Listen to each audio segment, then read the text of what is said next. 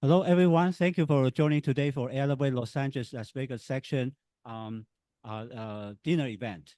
What happened is, we AIAA section has been doing this dinner event almost every month, at least or sometimes weekly before pandemic.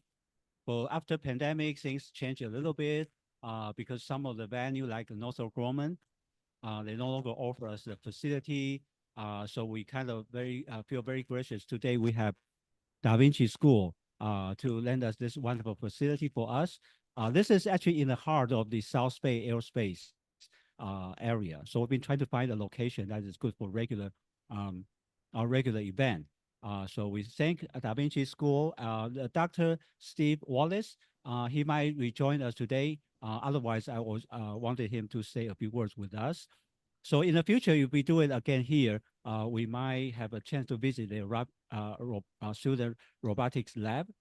They have a very good winning robot team. 4201 is a very good team. They won several times. And as you didn't know that first robotic contest, they did a lot of contests here, downstairs or next door in the gym. And in case you didn't know, this Da Vinci School is actually right next to the LA Air Force Base, Space Command. So actually we have gentlemen here, neighbors from Space Command. We welcome them. Our speaker today, Dr. Nahum Melamed, came from Aerospace Corporation, which is also across street. So actually, this is a very good location for us. Um, so it's very convenient. And the other thing is, AIAA have been trying to connect to the local schools. So if you are interested, we're happy to have some classroom visit or hands-on workshop or just Dr. Menabet has been go to many schools and he's passionate about uh, helping kids to be interested in STEM education and become the guardian of the earth of the future. And you will see from the camera later on, he wear the heroes, superhero suit, the hat from the t-shirt as very wonderful. He's is saving us from being hit by the asteroid. So it's very important. Um, so before we start the program, just again to show you that the restroom is outside across street across the hallway. If you need anything, you can let me know. Um, for online folks, if Dr. Meneman said you're welcome to ask question anytime. So you're welcome to speak out, or if you can raise hand and we'll enable your mic. Um, so that's one thing. And if you are a member, thank you very much. Don't forget to renew. If you are not yet a member, I think there's several people you are not yet a member. Please consider joining us, AIAA.org/join. We have free educator membership and the free high school membership. Middle school membership is welcome to middle school student welcome to join um, the high school membership. Uh, it don't have to be working exactly like rocketry or airplanes. It could be anybody. You could be working on films and or medicine. We have space medicine, space healthcare. Um, it's very, very relevant. And by the way, it's probably too late now, but today is actually the last day if you want to submit a paper or the presentation session for AIAA Ascend, which is going to be Las Vegas next year. Then the SciTech is coming up in Orlando, Florida in January. The early bird registration is December 16th. So I'm just trying to remind you some of the important information. So thank you very much again. You will have a wonderful evening tonight. So let me introduce you Dr. Nahum Menemen, our distinguished speaker. He is actually our distinguished speaker on AIAA. If you look at AIAA, there's a list of distinguished speaker, and he is one of them. As a nationally, internationally, people will request to speak to your group.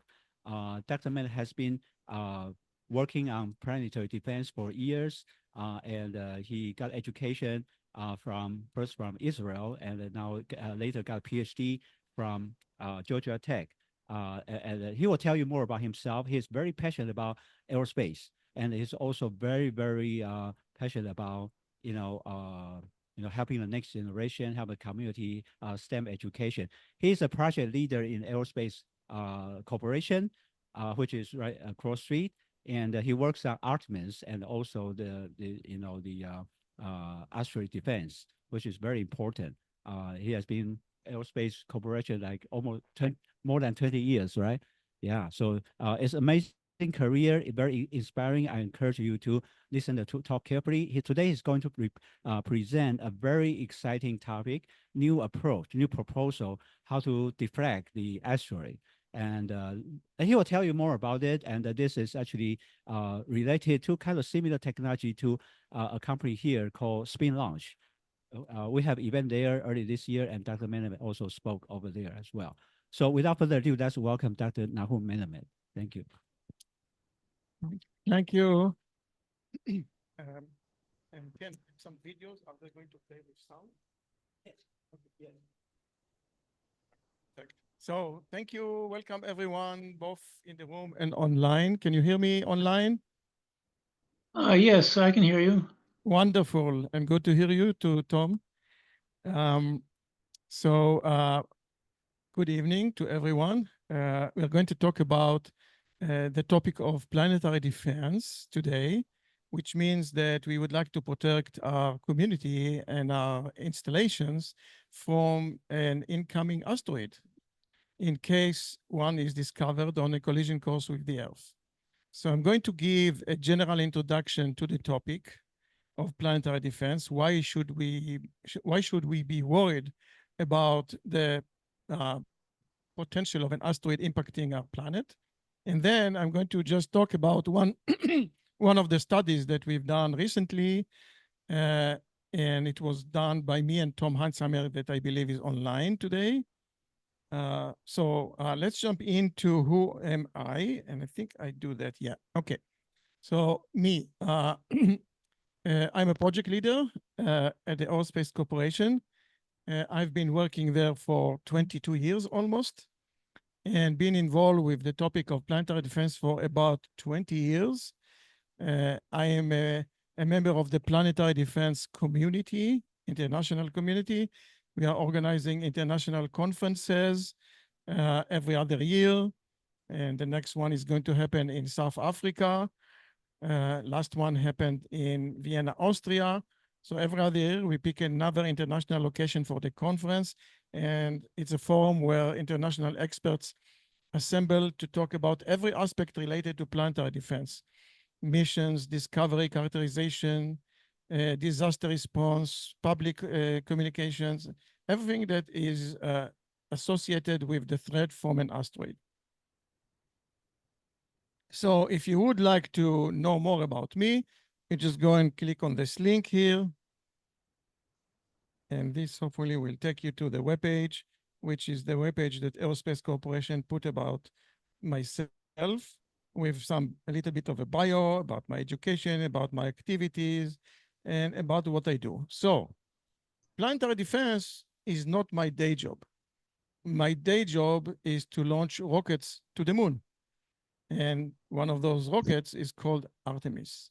So my day job is working on the Artemis project. And I'm going to the next slide there. Okay, let's see.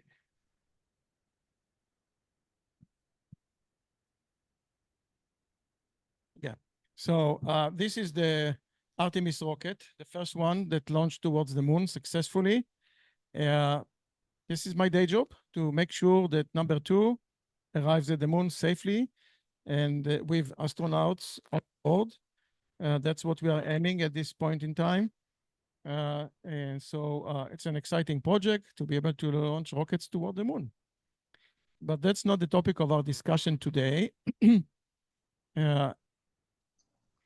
I want to talk about what aerospace is doing for planetary defense. So again, I have a link here that will take to some of our activities. So this is a page that aerospace put together about what we do.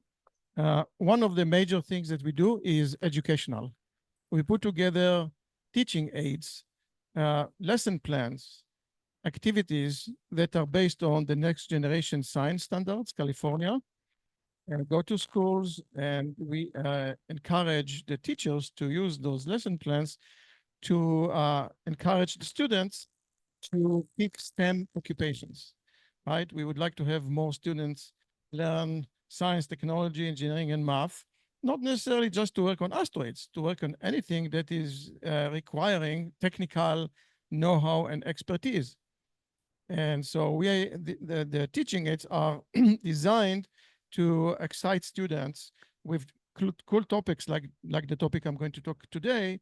So sometimes students come after me and says, I'd like to do what you do. And I think that this is success, right? Okay. Some of the other things that we do is, in fact, I will start from that.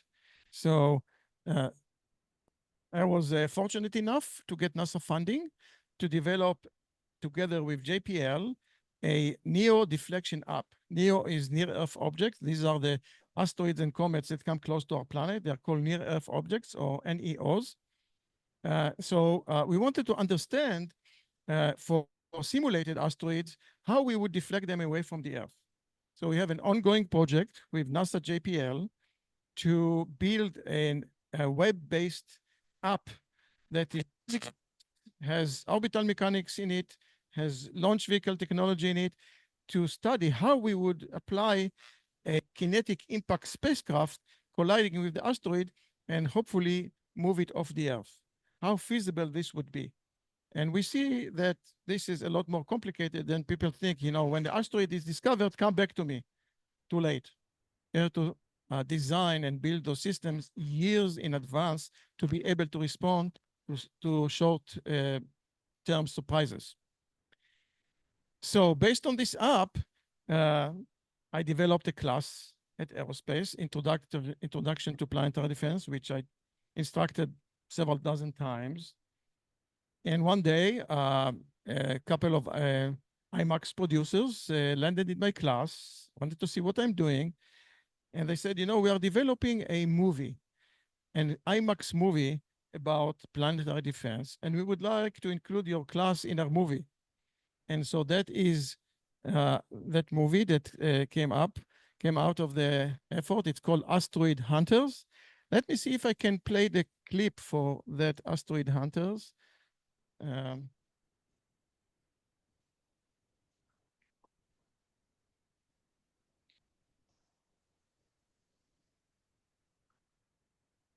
bit jumpy, and I don't think we hear the sound, Ken.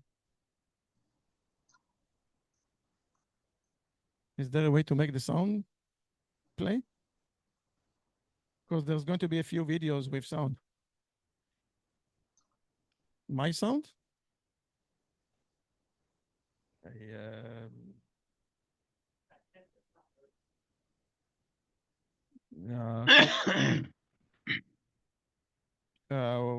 I don't know. What can you? It plays for my.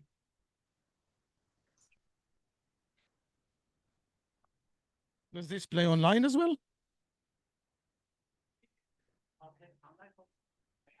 Can you hear online the audio from the video? No audio from the video. No audio.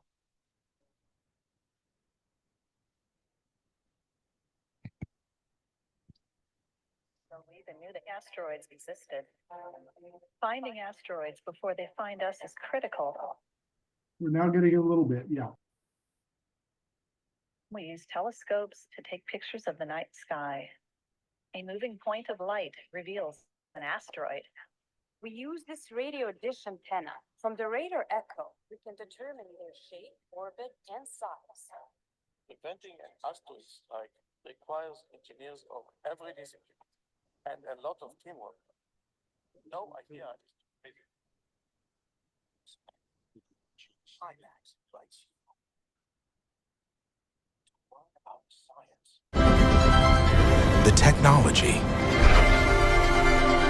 and the heroes who are Earth's secret weapons. A single strike could reshape our world. And the only thing that can stop it is science. It wasn't until a couple hundred years ago we even knew that asteroids existed. Finding asteroids before they find us is critical. We use telescopes to take pictures of the night sky. A moving point of light reveals an asteroid.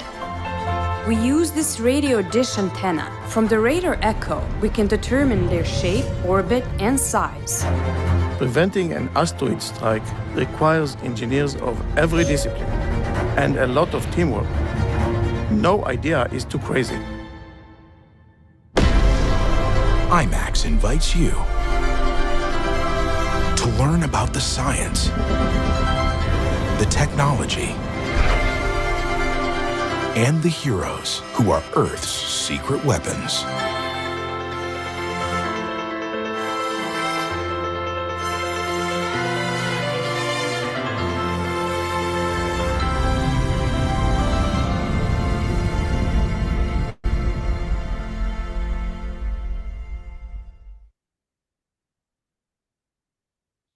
So as a result of my passion and involvement with asteroids, I ended up in IMDb, the movie database, right?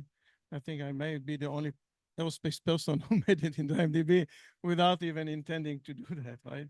So my saying is that it's long enough in the Los Angeles area. Anyway, so that's the IMAX movie that unfortunately the producer who was supposed to attend this presentation today got sick and he couldn't attend. So if he's online, I'm thankful so much for taking the initiative to produce that movie. It's an amazing movie. It played for about a year and a half at the California Theater, and hopefully one day it's going to come back to the theaters and we can play it around because it's a very well-made movie. So let me jump forward here to other interesting things and talk a little bit about, let's see here, okay. Yeah, so I'm going to play a short video about the Aerospace Corporation, the company for which I work, and that's going to be a quick introduction to the company, so let me do that. Some of the hardest problems in the world exist far above the planet. Our job, to launch the smartest solutions, to protect our satellites, clean up our clutter, to propel breakthroughs in propulsion, to learn more about our place in the universe, to outpace emerging threats. Every day, the Aerospace Corporation uses the latest technologies to ensure our nation's safety and leadership in space. So this is in a nutshell what we do, right? Mission assurance. Some of the hardest problems in the world. And then another short movie about the app that we are developing together with JPL. What is the nature of this app? So a quick intro to the app was produced in a very nice way, and here it is. 3, 2, 1, fire! How do we protect Earth? Imagine a large asteroid headed toward Earth, traveling at over 30,000 miles per hour. An asteroid impacting Earth would greatly affect us and our civilization. How do scientists detect and deflect the asteroid in time to defend our planet? Dozens of asteroids are now being discovered and tracked nightly by teams of scientists operating large automated telescopes. Once an asteroid has been discovered, analysts calculate the orbital trajectory to understand where the asteroid is currently located, where it is headed, and whether there is any risk of impact with Earth. Analysts then calculate the exact trajectories to intercept objects that pose a threat. NASA's Jet Propulsion Laboratory, JPL, and the Aerospace Corporation have created an app that harnesses the power of JPL's asteroid dynamics engine to enable you to practice being a planetary defender and design a mission to deflect a hypothetical asteroid. Through the app, You will join a team with the goal of deflecting a threatening near-Earth object, a NEO, and preventing an impact. During your quest, you and your team will pursue the most cost-effective way to defend Earth before your competition outperforms you. Your team will balance the size and mass of the asteroid with the cost of launch vehicle options, adjust trajectories, rockets, orbits, launch times, and deflection sequences. And then, take on mission planning by deciding which launch vehicle option is necessary to deliver a deflection payload to the asteroid. The NEO Deflection app allows you to experience firsthand the constraints of asteroid orbit dynamics on the launch window to achieve mission success by deflecting the asteroid away from Earth using minimal resources. Will your team risk it all or play it safe? All teams are working together to defend Earth.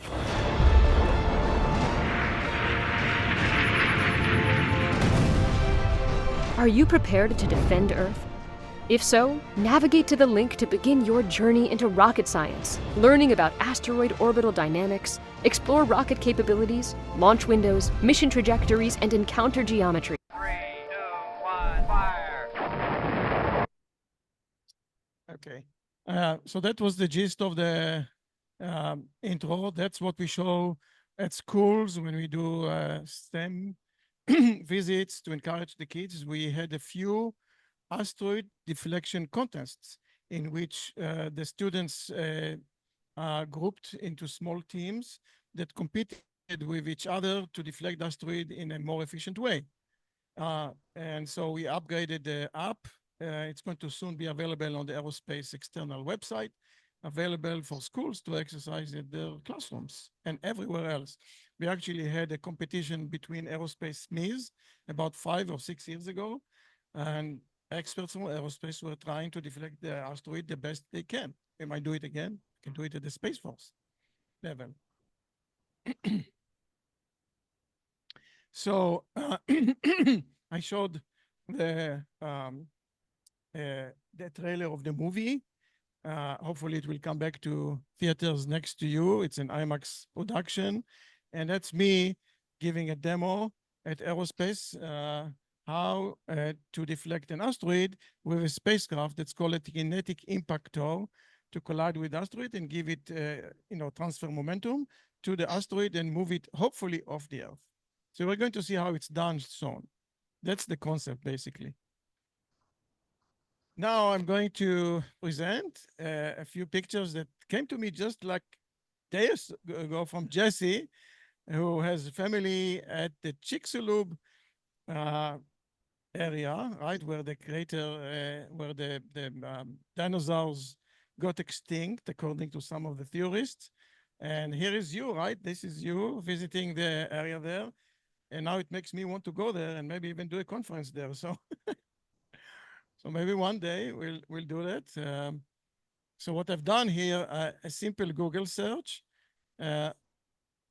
is a fun place to look at that, right? So here's the asteroid arriving at the Earth, creating a big shockwave and bolide and a big crater, 180 kilometers wide crater, which is an extinction event, right?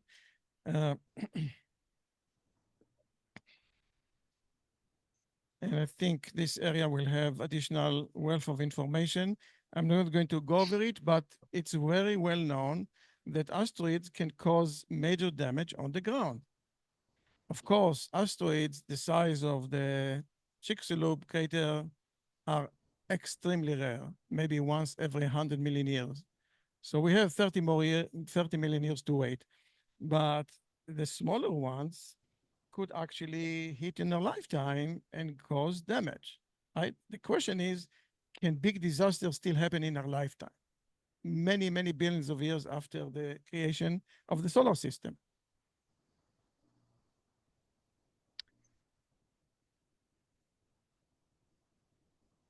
So let's look at what's going on around our planet right now. JPL, Jet Propulsion Laboratory, maintains a center for near-Earth orbit object studies. And I did a quick search there, thank you. And we can see that this one here, oops. Yeah, that's the That's a video. And okay, so we can see here that today, right, right now, there is an object which is anywhere between 23 and 60 and 52 meters, passing by us at about twice the distance to the moon. Now, it's not going to impact us because the object is going to miss the Earth naturally, right? But we can imagine that some of those objects will collide, have collided, and will collide with the Earth. And some of them are not trivially small in size. We have 70 to 160 meters at a couple of lunar distances from us, occurring a few days from now. So we really live in a shooting gallery where we are dodging those bullets simply by luck. But the question is, what if one of those has our address on it? What do we do if one of those objects? How many are known to us as of today? So we go to the same website and we see that as a few days ago, we are over 35,000 near-Earth objects that are on our catalog, and the rate of discovery is increasing with more telescopes being put out to discover those. We think that there's probably hundreds of thousands or maybe even millions of these still out there to be discovered. So we really live in the dark ages on asteroid threat. All right? So fortunately, NASA and other organizations have programs to put out additional telescopes both on the ground and in space using infrared and other sensors to try to find them before they find us, right?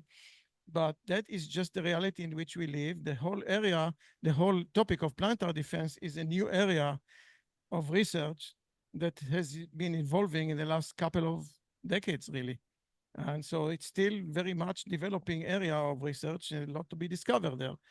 And so this is just the reality in which we live. Currently, we have, as of a few days ago, 36,600 and growing by several dozen every day with these telescopes that are being put out there to discover those. We cannot do anything about objects that have not been discovered, right? We have to discover them and characterize their orbits, their sizes, to be able to know what to do. So discovery is the key thing today. And then the next big thing would be to characterize them, to nail down their orbits, their sizes, their masses, and their location on the Earth, right? So we know what to do in case one is aimed at a specific location. Question, yes?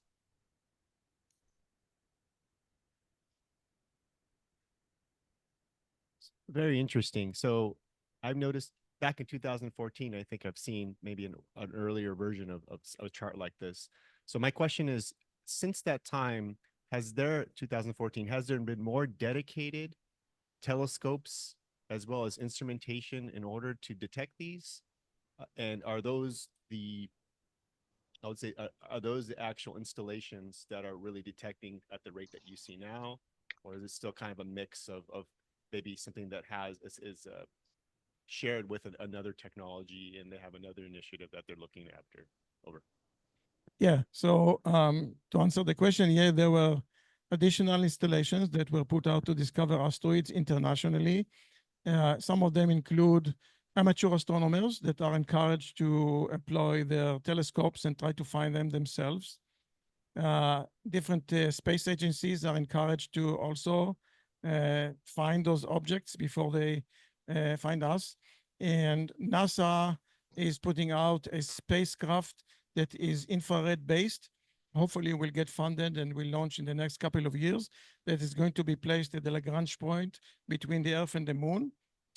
They say it's going to increase by an order of magnitude the rate of discovery, because it's going to look at the heat emanating from the objects, hopefully discover them several orbits before they come to hit with us, and also look at the illuminated side of those asteroids, right? If an asteroid comes from the direction of the sun, we are blinded.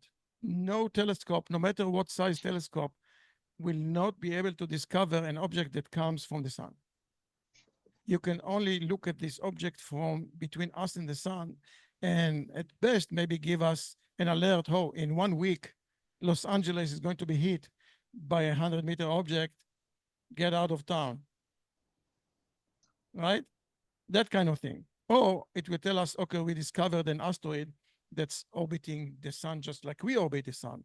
And we predict that in 1 or 2 orbits, it's going to collide with us. So it might give us 3 years or 6 years to plan something out, to build a system to know, right? Or maybe get out of the planet. I don't know. So that's the kind of thing. Yes, so there's more and more programs that are being put there to discover those objects, and they are put into catalogs. So the discovery rate is the area that is most funded now by NASA and ESA and internationally. First, find them. Great. Thank you for that response. And one thing I didn't appreciate was also that the technology for detection, it seems to be also improving as well. Yeah, so regarding technology, one of the cool things that, for example, aerospace has done a few years ago is apply AI tools, artificial intelligence tool, because the way we discover asteroids is we aim optical telescopes at the night sky and look for dots of light that move across the fixed stars. When we discover a new dot, we want to understand whether that is a new asteroid. It could be an asteroid that's already on the catalog. So we would like to nail down those dots. Sometimes those dots are very, very faint. Sometimes the human eye cannot recognize a new dot relative to the wealth of stars that are in the heaven. Even automated programs cannot find them. So our guys employed artificial intelligence tools that recognizes patterns in pictures, and they were able to raise by 10% the rate of recognition of new objects that neither the human eye or automated programs were able to recognize. So that's where AI is useful for the kind of things that we do. And there are similar techniques.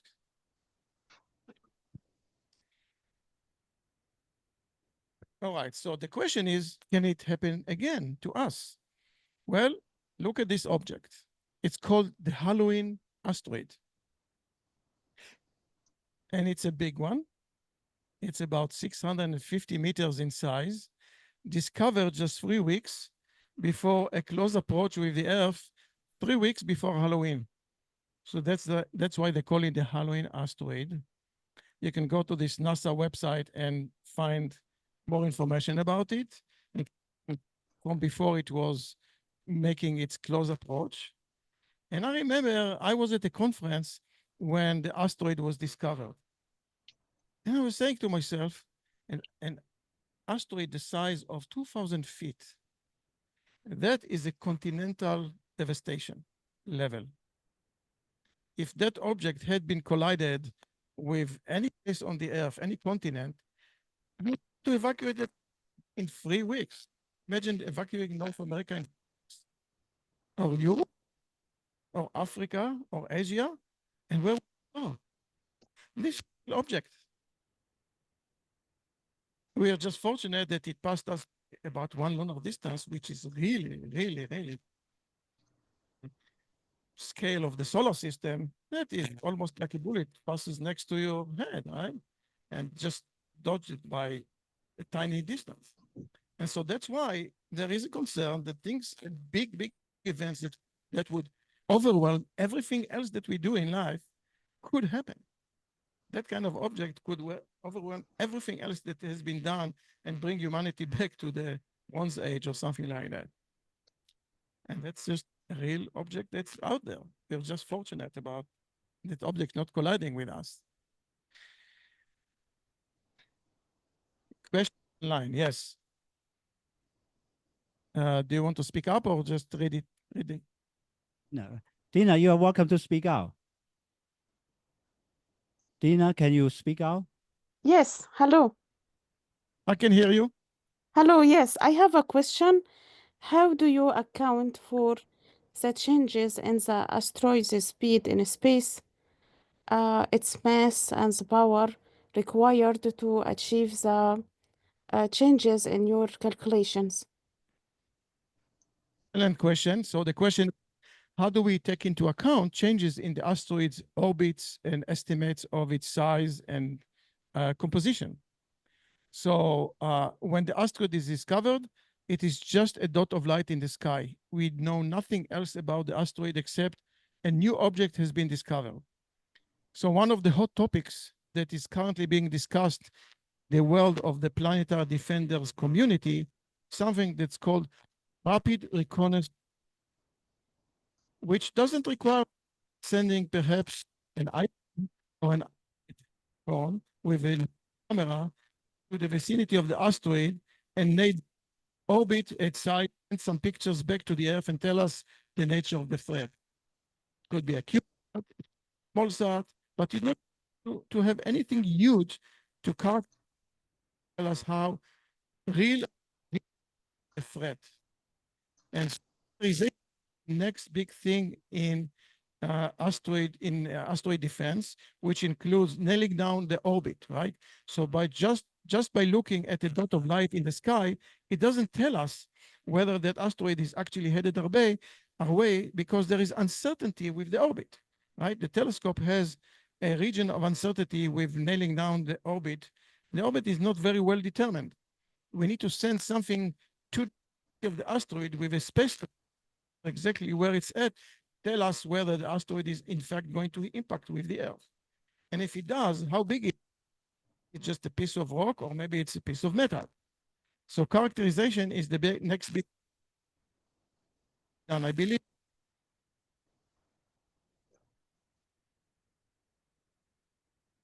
I assume yes. So yeah, characterization of the object is the next big thing after discovering an object with a certain amount of likelihood of impacting with the Earth. Oh, is that a verb? No, it's back on. Battery. Okay, battery is low. Hello, hello. Can you hear me? Yep. No. Me, I can hear you, but online, can you hear Rico? Can you hear me? Can you guys hear me online? Yes, I can hear you. Okay. All right. Rick Garcia, Space Force. I'm actually asking this question for my dad, my father, that's in the audience, but his name is Sal, by the way. So Sal has asked me, do we have any idea of where the origins of these near Earth objects are originating from? Or can you give us a sense of where these origin, or where do they come from? If Yes. that makes sense. Over. Yes. So the question is about the origin of the asteroids or comets. And so I'm going to go back to the creation of the solar system about 4.5 billion years ago, where the solar system was basically a cloud of cosmic dust that was revolving around the center. And by the force of gravity, those particles came closer and closer together until they coalesced into essentially what the sun is. The sun was made out of a cloud of dust of particles that coalesced. The pressure of those particles increased, and the sun just ignited into the object that is sending those energy around the sun today, into the solar system. The leftover of those materials are the planets or the moons, and the very leftovers are the asteroids. So most of the asteroids come from a region between the planets of Mars and Jupiter that's called the asteroid belt. They don't know if it was supposed to be a planet that never formed or maybe broke down. There's all kind of theories why there is a belt of asteroids, millions of them, that just sit out there between the planets of Mars and Jupiter. Plus, from the early formation of the solar system, there's many, many objects, probably in the millions, that are in the outer regions of the solar system. These are mostly comets. These contain some ice and dust in them from the early formation of the solar system. They're just frozen objects. When they come close to the sun, the heat of the sun heat those objects up. They lose some of their material, and these are the tails that we see up in the sky. We never see the object itself. It's too small and too far. But the size of those comas are millions of kilometers illuminated by the sun. That's what they call the tail of the comet, right? And they come from the outer regions of the solar system. You're welcome. Thank you for a good question. Yes.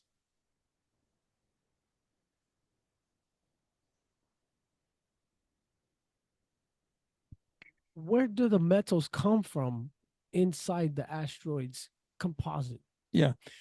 So the metals come from the same place where they came to the entire solar system. They came from galactic supernova that creates heavy metals during, when stars die, they explode, and this explosion creates heavier and heavier materials that just meander around the cosmos. Some of them end up in the solar system in those darts or in the clouds of dust that includes heavy metals. So in its early days, planet Earth was essentially a liquid planet. So the heavy metals sank into the center by the force of gravity. And the lighter materials ended up at the surface, which became the continents.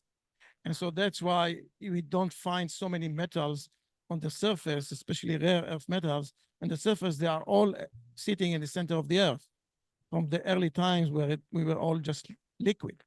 But asteroids are small objects that just solidified very quickly, and those metals are sitting there. The same materials that exist on the Earth exist on those asteroids, except they never sank into the center of the asteroid. They're just solid pieces of material. When they fall into the Earth, we see how the solar system looked like 4 billion ago, 4 billion years ago. So, another question? No? Yeah, thank you. All right, so the intent of this case is to show that, the hazard is, the risk is really small that anything like this will ever impact with us, right?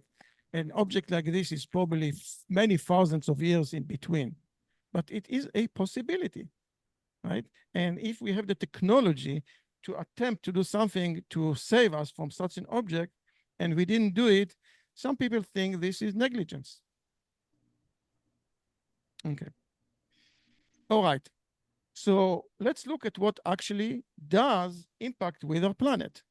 And I'm going to play this video, which I think is very, very informative, because it could happen in a room like this. So pay attention to some of those locations that were hit by this asteroid just 11 years ago.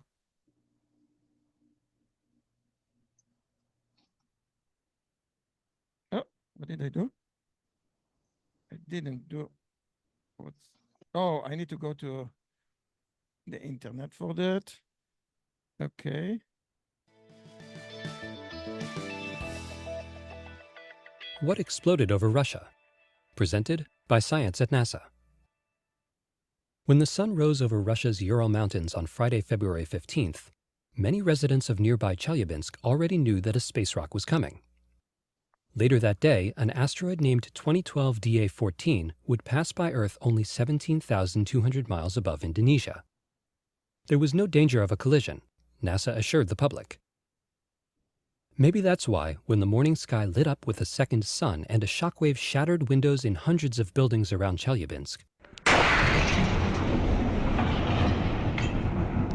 only a few people picking themselves off the ground figured it out right away. This was not a crashing plane or a rocket attack. It was a meteor strike, the most powerful since the Tunguska event of 1908, says Bill Cook of NASA's Meteoroid Environment Office. In a 1 in a million coincidence that still has NASA experts shaking their heads, a small asteroid completely unrelated to 2012 DA14 struck Earth only hours before the publicized event.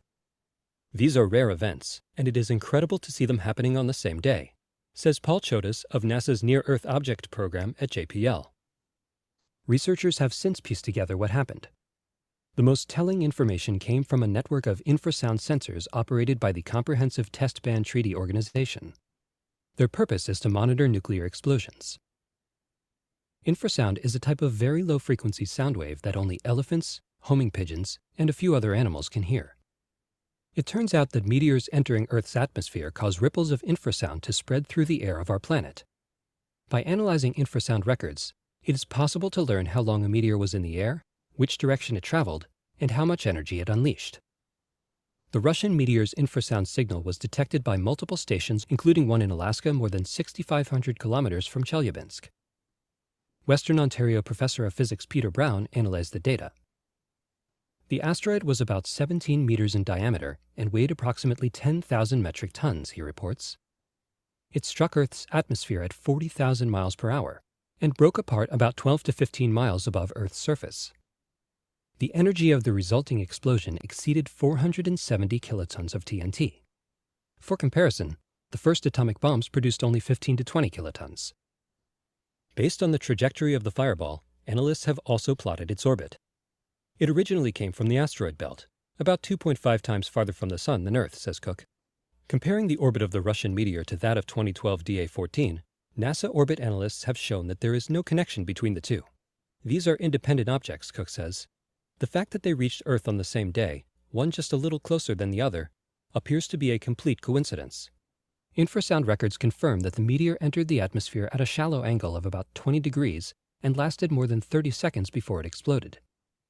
The loud report, which was heard and felt for hundreds of miles, marked the beginning of a scientific scavenger hunt.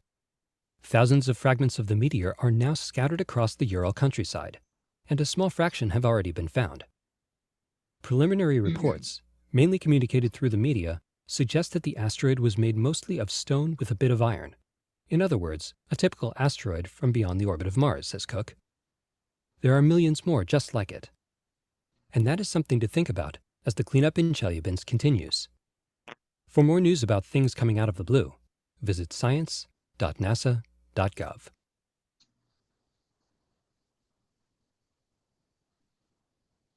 So here's an example of an actual object, not a very large one, just 17 or 18 meters in size, that came from the sun. And that is one of the reasons why it wasn't discovered, because there is no way to discover objects that are coming from the sun. Doesn't matter their size. And it exploded over that city of Chelyabinsk, about 1 million inhabitants, injured about 1,500 people, especially from flying glass, from the shock wave. But it couldn't have been much worse, right? If the angle of entry would have been steeper, it would have exploded at a lower altitude, released more energy closest to the ground, and probably there would be thousands that would just die, and thousands of buildings would be knocked down just by the very small object. It was a wake-up call at the community. We usually neglected those size objects, but we looked at the object, the energy in this object was 20 or 30 times more than Hiroshima. No radiation, but the amount of devastation is humongous. And the majority of the asteroids are bigger than that. So that's the kind of the concern that we need to deal with in our own lifetime. Events like this are thought to happen twice a century, roughly. So it is a lifetime type of thing for somebody. So what do we do about it? One of the methods that is popular is to say, okay, we need to deflect that asteroid away from the Earth. So there is a concept that is called kinetic impactor spacecraft, which basically just to launch the heaviest spacecraft you can to collide with the asteroid and give it a nudge in the hope that that nudge is going to be strong enough to push it off the Earth. That's the idea of doing that. And so we call it like the Big Bang approach, right? It's like an impulse, give it a push, and hope for the best, right? So it's called an impulsive deflection. It requires one or more large launch vehicles that can launch large spacecraft into interplanetary space. It usually requires several years of operation, testing, flight in space. And so it's not something that can be done in the last minute. It's something that has to be planned, usually years in advance, and maybe have a system sitting on the launch pad ready to go and attack those late coming objects. That's likely not to happen because in most cases, those systems will never be put to use. So there are different concepts of say, why don't we build one, put it at a ready, and maybe once every 5 or 10 years, we rotate the launch vehicle to a regular mission, put a new launch vehicle there, and just make sure the capability is out there. And so maybe one day it will be created, but today we cannot defend against those kind of objects. We just don't have anything that is sitting out there that can defend our objects. You have a question?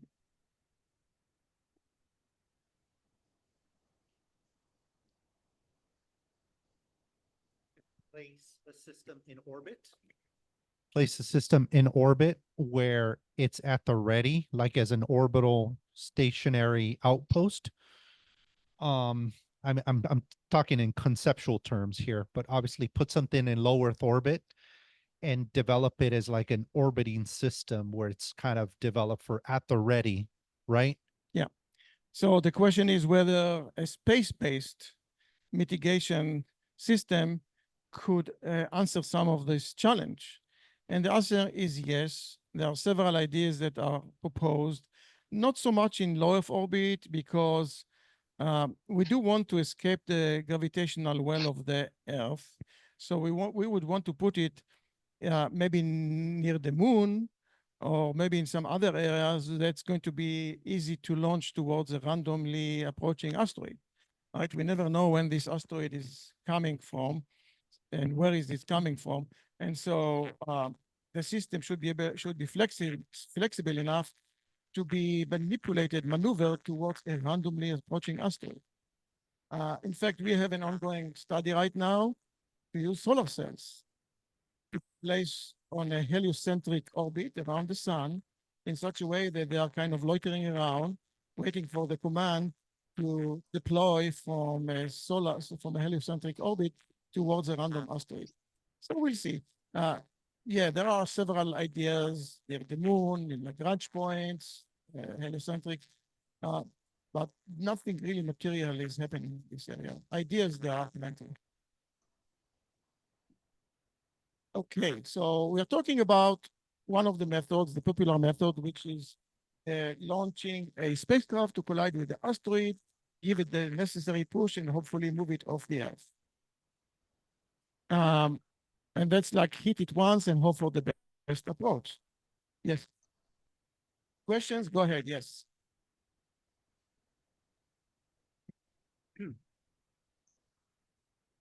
This looks like a red to me. Yeah. Dina, go first. Dina, you have a question, right? Dina, yeah. Dina, Yes. go ahead. I wonder, of course, thank you so much for sharing your books with us. But what I meant was the equations that you used in your research. It is very interesting research, but I wish to know how you really, your explanations for your equation. The equation that is used in the study, Yes.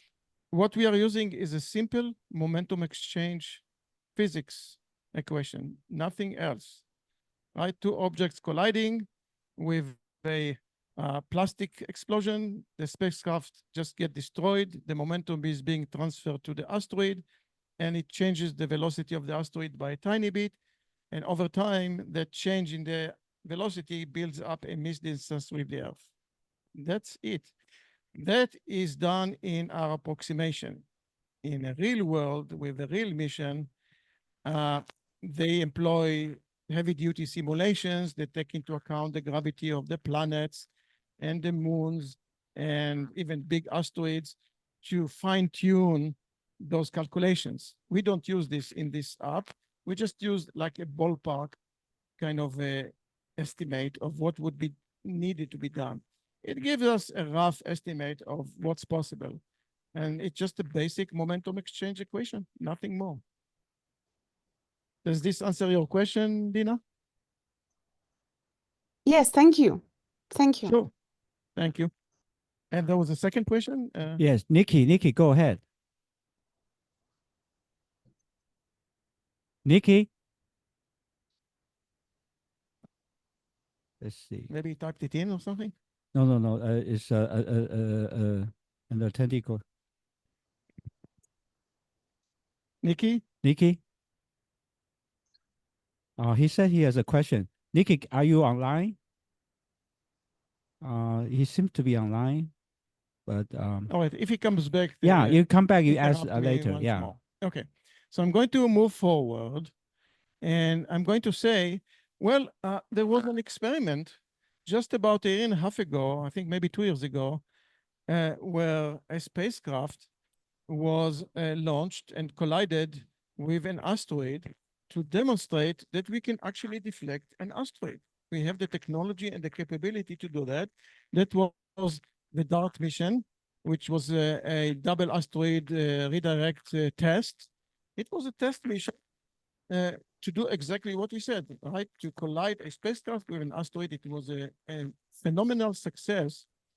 And so there are several takeaways from this experiment, but probably one of the most telling for the purpose of this talk is that the very last few pictures that came from the camera of the approaching spacecraft is that the surface of this asteroid were littered with small pieces of rocks. Just littered with small pieces, probably in the very large amounts, probably in the thousands, or pieces of rock. All right. So it was one data point in my mind that we kind of remember. So a few years ago, I was invited to give a talk at a company that's called Spin Launch. Spin Launch proposes to build a big evacuated centrifuge on the surface of the Earth. And inside a spinner like that, like so, like that you see on the screen, to spin the payload at such tremendous speed that will eject it into outer space, or at least into the edge of space. With the idea is that it would eliminate the core stage, the big booster, right? And it might have a second stage with a small motor that would put it into orbit instead of being a, on a return trajectory. So I gave a talk there and I said, well, how can we use this concept for planetary defense? If we put a spinner on the asteroid, we don't need a centrifuge. We don't need to evacuate anything because there is no atmosphere. The only thing we really need is some electric power and a mechanism to grab rocks from the surface of the asteroid and catapult them away, and through the recoil force, slowly push the asteroid and hope for the best, right? I did the calculations actually, and we saw that the centrifuge and power supply would land on the threatening asteroid, and using momentum transfer will gradually push away the asteroid from the Earth. That was the question that I asked myself, is that something like this, it's something that can, in the kind of back of the envelope type of calculation, whether this is feasible at all, right? So I think I'm going to skip the majority of this text. It came from a paper that we wrote, me and Tom Heinzheimer, who I believe is online. Tom, are you online? Maybe. I think I heard his voice earlier. And so we sat down and thought about how to do that. And we did the calculations. And we found that it actually does that. And so one of the things that is interesting here is that it answers one of the goals of the government's National Near-Earth Object Preparedness Strategy.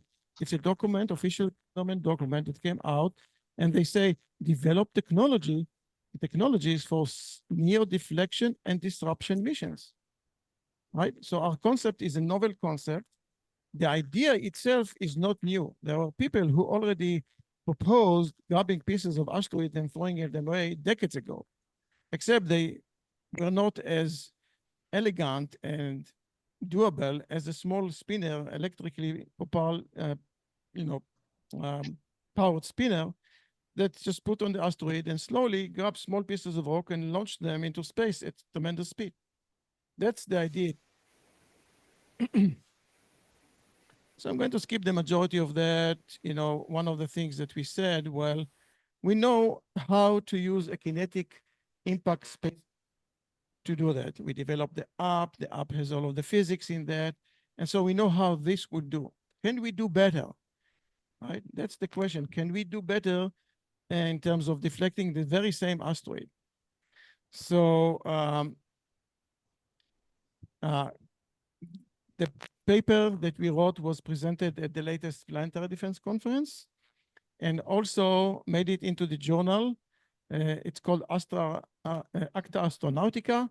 It's a respectable journal, international journal. So anybody is invited to go and click on that link and read the paper. It contains a lot more technical detail in there. And so how do we do that? The first thing to do is to go back to the Deflection app, to the app that we are developing with JPL, and pick a representative object and try to deflect it with a kinetic spacecraft method, and then do the same thing with the spinner and see what we can do. So that's what I'm going to talk at the rest of the presentation here, is a comparison between using a kinetic impact spacecraft to deflect it versus here is a snapshot of the Deflection app. It's available online at the JPL website. I'm going to give the link in a few moments. Anybody can go and check it out. Doesn't need to know how to program, doesn't need to download anything. Anybody can try it out. Non-experts can figure out how to run it without any difficulty. And so I'm going to go through it very quickly here. So the first thing to do is to pick an object from a list of a couple of dozen simulated asteroids. JPL and NASA put together a family of representative asteroids that tell us how real asteroids will live in space. So all of these objects is real one, and all of them are by design going to impact with our planet. So we pick an object, and the second thing to notice is that here is the orbit of the Earth around the sun with the blue circle, and also the orbit of the asteroid around the sun, right? Both objects orbit the sun like everybody else, and except that those objects do, so the orbital period of the asteroid is 2.6 years, and this is the distance from the asteroid to the Earth. It comes close and gets far, comes close and gets far, until there is a point where the two orbits intersect with one another in such a way that the two objects, the Earth and the asteroid, are at the same location at the same time, which we call a collision. And that's this point right there. This is the point where the collision occurs. It occurs at T0. Again, by design, T0 is the time measured from some time in the past into the current time, where the asteroid collides with the Earth. And the collision point is right there. It's this green dot here in the middle. That's the point of the collision of the asteroid with the Earth, right? All right.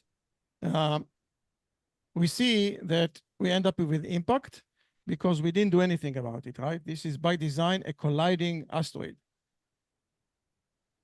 What can we do?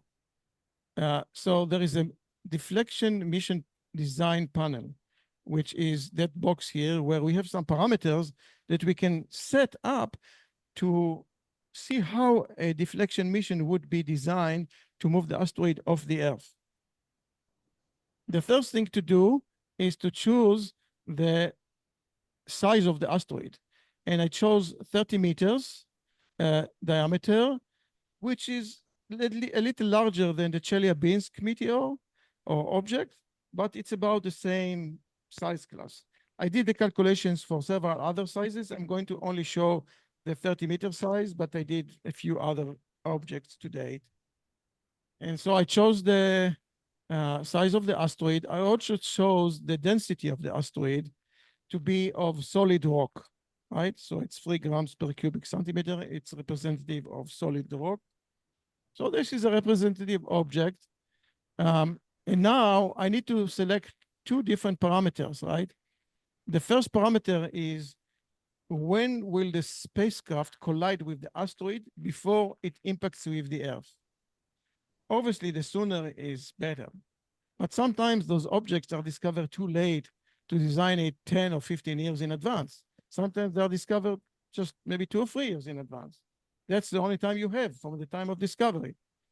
So in this case, I picked up 2 feasible times. So it was discovered perhaps 3-ish years before impact. A spacecraft was sent out, and these are the numbers that I plugged into the tool. And as you can see, we were able to deflect it by about 22 Earth radii away from the Earth, which is a phenomenal success, right? It's a huge, huge push that was given to the asteroid with just one Atlas launch vehicle, right? Just one Atlas launch vehicle did it for us. And so we were able to lift off a mass of almost 3 tons of spacecraft to collide with the asteroid. And then we pushed it to, and we used this transfer trajectory that was calculated in the app, inside the app calculator for those trajectories that tell us, yeah, you can connect between the asteroid with a transfer trajectory that is based on orbital mechanics. And so it moved it to about 22 Earth radii. The missed distance is very impressive. But we will see whether this is actually a good outcome. Before we do that, let's do a very quick demo of the app. So just that you see how it operates, okay?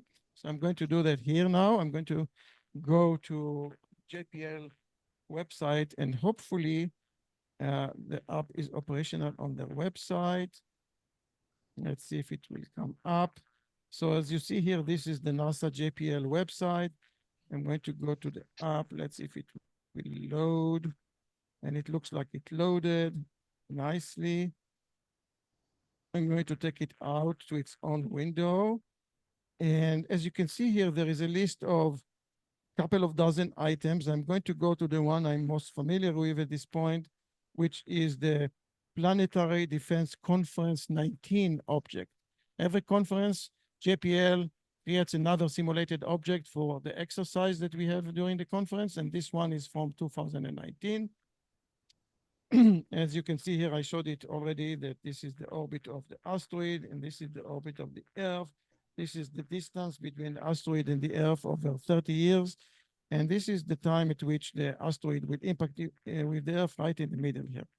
Currently, we have an impact. And so my goal is to push that asteroid away from the Earth using a single Atlas V rocket. So I'm going to try to manipulate the mission here. You see, I can change those times and change the location of the objects in the orbits. Look how the object, the position of the object in the orbit is changing. I'm going to continue with a few clicks here. And at some point, I can see that I'm beginning to develop this transfer trajectory. These are the dotted line here, which tells me now I have the possibility to launch a spacecraft from the Earth into the asteroid. Is this enough? Well, I moved the green dot from the center to this area here. And is this a good outcome? It's not a good outcome because somebody is going to complain. Why did you move it to my backyard? Right? So we don't want to have that. We need to move it off the green, of the red circle here, which means to avert an impact with the Earth. I'm going to play with those numbers just a tiny bit longer and then move another one here. And finally, I can see that I was able to develop a missed distance of a tiny missed distance, but that's good enough to avert an impact with the Earth. That's really what I want to do. So this is what the app does. It uses orbital mechanics and basic launch vehicle performance to assess roughly, are we in the ballpark of possibilities or not, right? In some cases, we saw that it is just impossible to get from the Earth to the asteroid. So there's no solution. No high fidelity solution will find something there, right? And so when we get into the ballpark, now we can use higher fidelity programs to refine those orbits and find, actual mission design and all of that. So this is just a quick demo of the app. What we achieved here is that we were able to push the asteroid, and in this example, the asteroid is much heavier. You can see that this asteroid is about 150 meters, 140 meters in size. It's much larger than the 30 meters object that we had. And I think this is actually porous rock. It's a lighter object. What we are dealing is a smaller and heavier object, more dense object, right? Yeah. Object, doesn't that represent a large part of the variable that can affect your outcomes? Absolutely. Based on the system you use? Absolutely. So how do you know that? What do we have in place in store to know what that density is? We don't know. So you're We don't know. Wow. From a dot of light in the sky, we cannot deduce the mass. What really matters is the total mass, which Okay, is so the we're based on density total times the mass. volume. So we don't know anything about the mass from just the dot of light. That's why I mentioned earlier, I think the question by Dana, that we do need to have a way to launch a characterization mission, a rapid characterization mission that will get very close to the asteroid and will tell us this asteroid is 50 meters, 100 meters, 200 meters, and maybe even estimate what it is made out of from the pictures. Does this look like an icy object? Does it look like a rocky object? Does it look like a metallic object? So we would estimate the mass of the object. So we will know how much energy is embedded in the object. Okay. Right. So we would need to have a rapid recon characterization mission right. launched toward the asteroid to get this Yep, a information. recce mission to get understand the basics, right? The basics. Right. Yeah. Okay. In that same kind of vein of thought, I suspect the majority of the items we're characterizing are in the general sense of carbon based material, not silica. I suspect silica based is probably not even something that we really encounter much. I think so. It's just basic rocky material. Okay. Regolith. Carbon based. Carbon based. Okay. Yeah. Yeah. There was another question. No. Anybody? Okay. Anything online? After you finish this, or it's okay they ask questions? Oh, that's okay. Yeah. Can you hear me? Yes, yes, I can hear you. Can you Yes, state your name? My name is John Ferber, and I'm wondering whether you have a separate robot that loads rocks into the centrifuge device that you showed a picture of. No. We ignored any engineering consideration from the study. We just wanted to check the basic physics. If we throw an amount of mass away from the asteroid at a regular pace, can this momentum exchange push the asteroid away from the Earth? How to do that? No, we didn't do any engineering, and there are many complications that are associated with that, which we would be stuck in the mud if we even attempted to deal with the engineering parts of that, right? So we didn't do that. We just checked the basic physics, because the physics holds in terms of be able to put small regoliths. Now, did you ask about the new hub or about the centrifuge? I was asking about the centrifuge. Yeah. So in the centrifuge, we just ignore the whole engineering operation and setup there. We just assume that there is a capability to grab pieces of rocks and at certain pace throw them off the asteroid. That's all. And if we did it, could we push the asteroid away? So that was the scope of the question in this study. Of course, we have to come up. I think it's a very clever solution that you've got. I like it. Thank you. Thank you so much. Yeah. I think Dina has a couple of questions, but let's Nikki. Nikki, now he got the mic back. Okay, Nikki, go ahead. Nikki, go ahead. Hello. Can you guys hear me? Can you speak up a little Can you bit? speak out a little bit? We can hear you, but barely. Okay, can you hear me now? Okay, let's try that. Please ask the question. Yeah. A question earlier. I don't know if you already come through this. How does the scalability of the technology that we are discussing right now contribute to sustainability for addressing, both of the size of small and large scale asteroid threats? So the scalability in terms of the asteroid size. Of technology. With what? Scalability of the technology contributed to this. Yes. Can you hear me? Scalability of the technology. Yes. Again, this is an aspect that we did not really study. We just took an example of a certain mass of piece of rock that is catapulted at a fixed rate from the asteroid and just wanted to see if it is even feasible. We did a little bit of scalability in terms of ejection speed and things like that. In the paper, there is a few more parameters, but it's all very, very baseline. We just wanted to check if the concept actually holds, doesn't break the physics, basically, right? If it doesn't break the physics, then we can move on to how to implement it, right? So we didn't do any of ability study. We just took a few examples, representative examples, and studied whether they could deflect an asteroid. Yeah, so Thank you so much. Of Thank course. you. Do you want to answer now? To you want to continue or want to? Is there another question? Yeah, there are two. Mr. John Breza, I saw you have a couple questions. Do you want to speak out, John?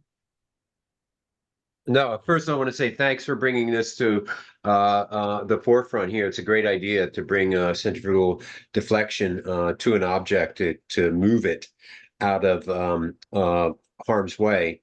But my question is basically related more to anthropogenic space objects and how these objects themselves, or how this could be used to actually move objects out and in low Earth orbit to take them to a higher orbit rather than burning up in the atmosphere or potentially coming into space, into the Earth's atmosphere and damaging as well. I mean, could this technology be used to remove space debris farther out or than that? And then the second question, or to get deeper into it, we've known that these objects are quite benign in terms of their material. They're, as you say, rock.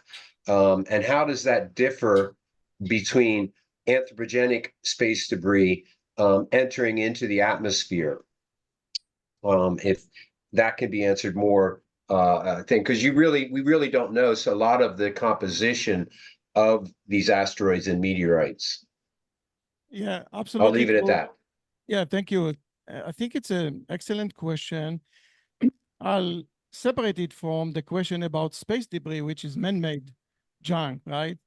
Can we find a way to modify the orbit of those space debris in such a way that it either enters into the atmosphere and burns out, being injected into less damaging orbits or even outside of the vicinity of the Earth?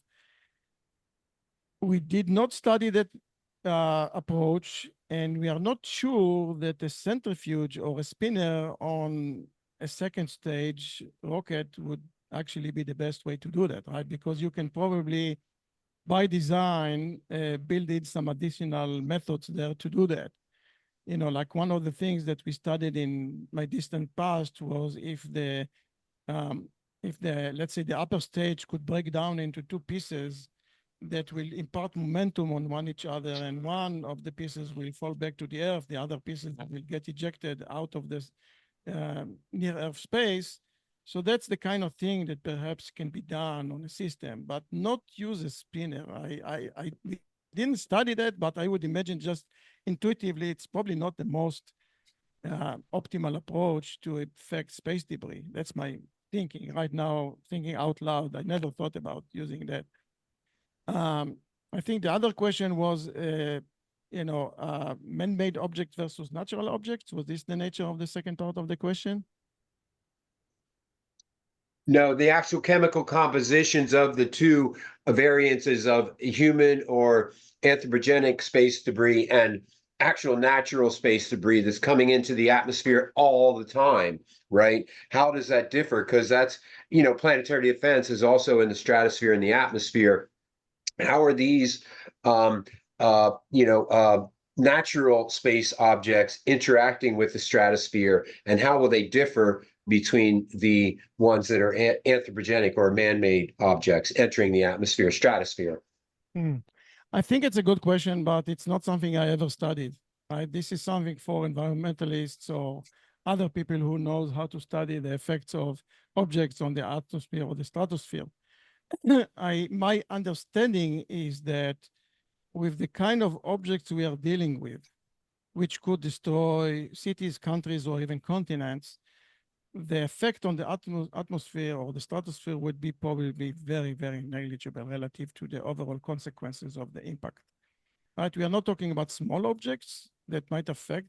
We are inundated with fireballs all the time, like thousands of them that impact with the Earth continuously and deposit materials and chemicals into the atmosphere, and we just live with that, right? This is something that has been going on for millions and billions of years. But we are dealing with the kind of threats from relatively big objects, natural objects, that the damage on the ground could be so devastating that we don't even care about damage to satellites or damage to the atmosphere, because these are going to be side effects to a much, much larger consequences on the ground. And so some people may have looked at that, not me, I don't know, but it could be done.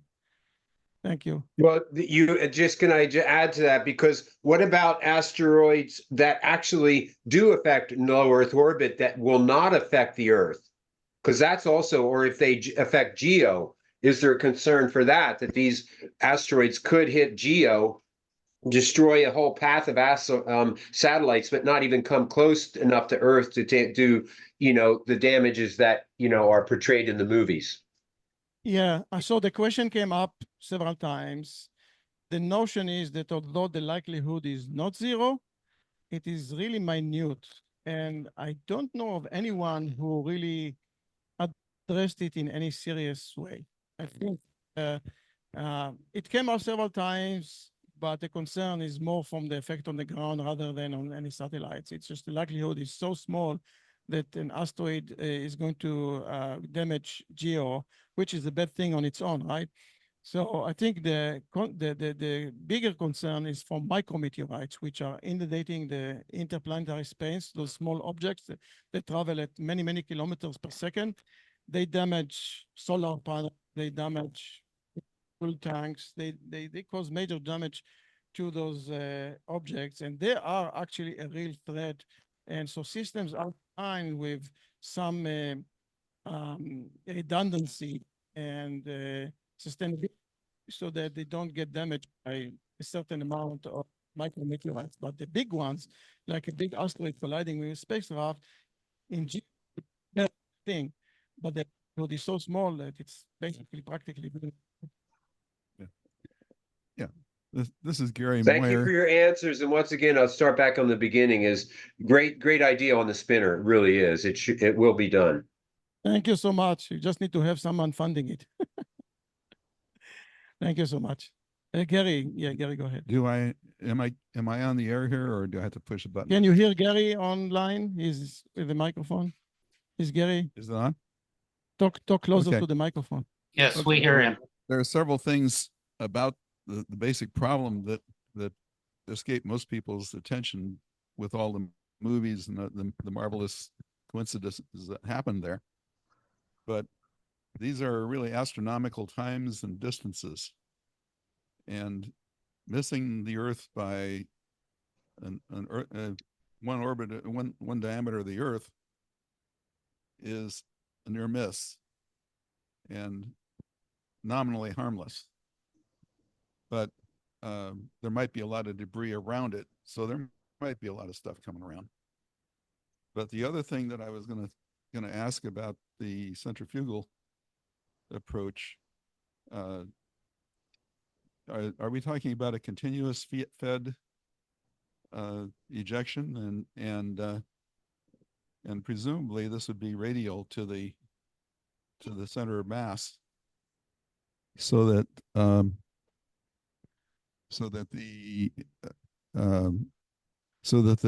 you don't affect the rotation of the body, and you want to do it in a single direction. So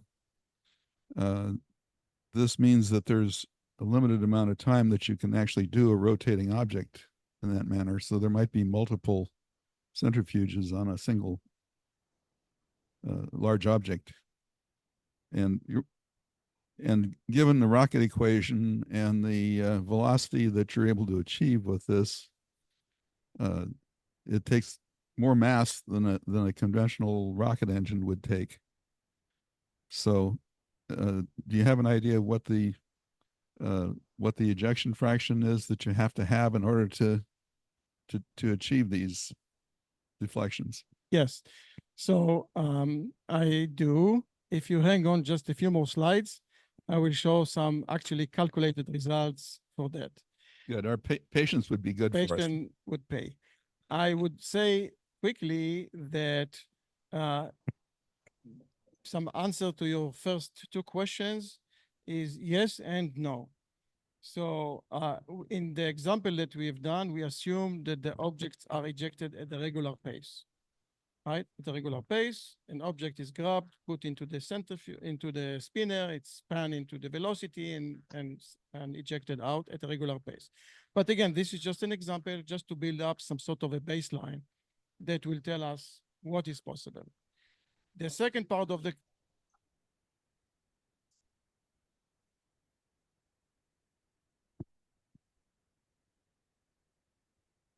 Well, so going back to the other part of your question, which is which direction should the object be ejected towards, and it is not radial. The most effective direction is in the direction of the velocity vector of the asteroid, right? So you always want to aim at the velocity vector of the asteroid to get the most effect in terms of deflection. This is just physics.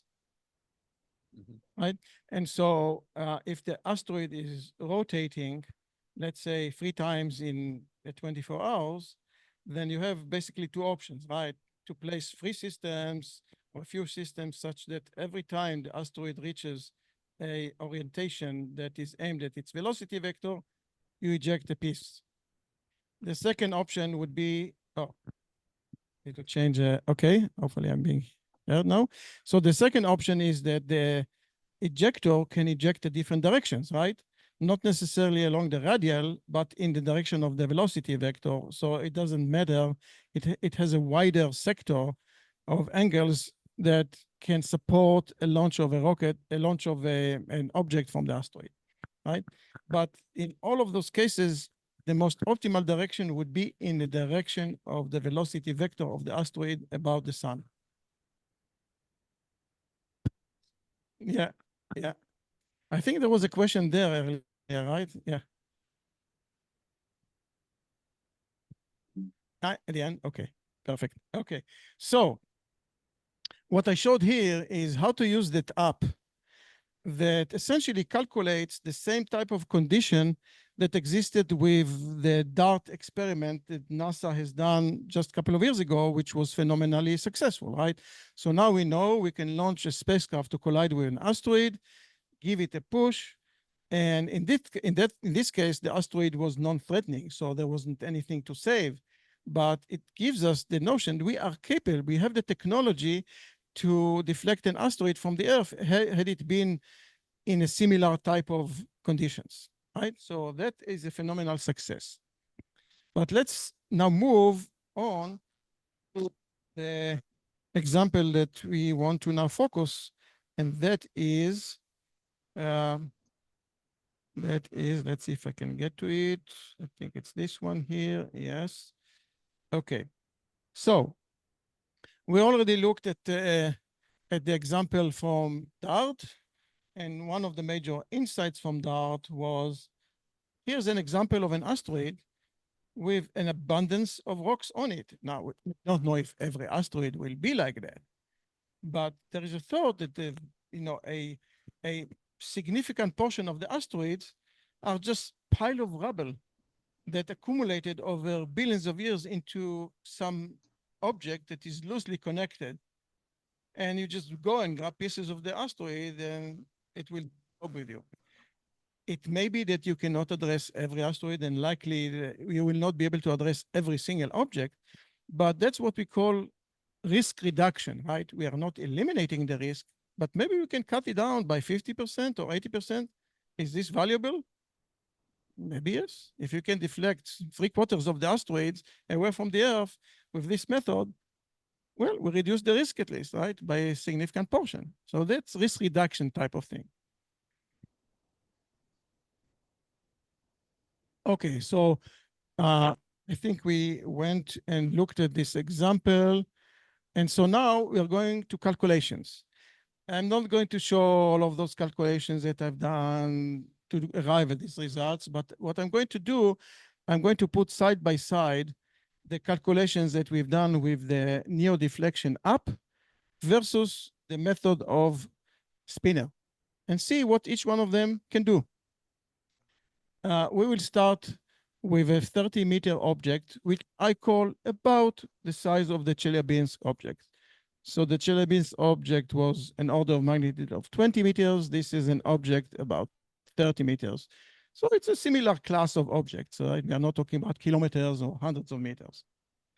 Second, we look at the possibility of a launch vehicle. So the launch vehicle can launch what it can launch, right? It's by design, can launch a certain message. We did the example just a moment ago. I put the example that I did a moment ago in this table here. So this table is essentially what I demoed on the app just a moment ago. We can put almost 3 tons of spacecraft to collide with the asteroid. And the relative velocity between the spacecraft and the asteroid is calculated to be about 12 kilometers per second. So that is an impressive relative velocity that can impart a significant amount of momentum on the asteroid, right? Just by MV, right? So we are able to move the asteroid, to divert it to over 22 radius Earth radii. Okay, it feels very comfortable. That's a fantastic outcome, right? With a single launch, we were able to move the asteroid way out there, from an impact position, right? So that sounds like good. However, one thing to remember here is that just by the nature of orbital mechanics, the spacecraft that collided with the asteroid did not impact the asteroid in the direction of the velocity vector, but it collided with the asteroid at an angle, which is dictated by gravity. And so we lost about 50% of the impulse due to that, because a lot of it got lost because it hit it, outside of the velocity vector. So it's about 50% efficient. If that spacecraft had collided with the asteroid along the velocity vector, we probably would be able to deflect it by about 40 Earth radii, right? Which calls, maybe we don't need such a big rocket and a big spacecraft, right, to begin with. But for this example, we just took a typical rocket with a typical example. So now we want to move to the spinner example. And here we made an assumption we can grab projectiles of 10 kilograms, right? Just 10 kilograms and launch them 6 per day. Doesn't matter whether it's by the same system or 2 systems at 3 per day or 3 systems at 2 per day for each system. But we can launch 3 projectiles per day in the direction of the velocity vector. Just an assumption. And it's fairly representative because those objects rotate at a few hours. So it's reasonable to assume that, a few hours you are in the right position to eject an object, right, in the correct direction. We assume that we can eject them at 2 kilometers per second. So the spinner rotates very, very fast and spins the projectile so that it ejected at 2 kilometers per second. Realistic or not, I don't know. But this is just a theoretical study where we vary this parameter to see the effect. What we have found is that to get 22.7 Earth radii miss distance, we will need to do that 900, almost 1,000 times. And this will take 23 weeks of continuous operation to do that. And then the question is, that operation is very, very scalable and adjustable. Do we really need to deflect the asteroid to 22 Earth radii? We thought no.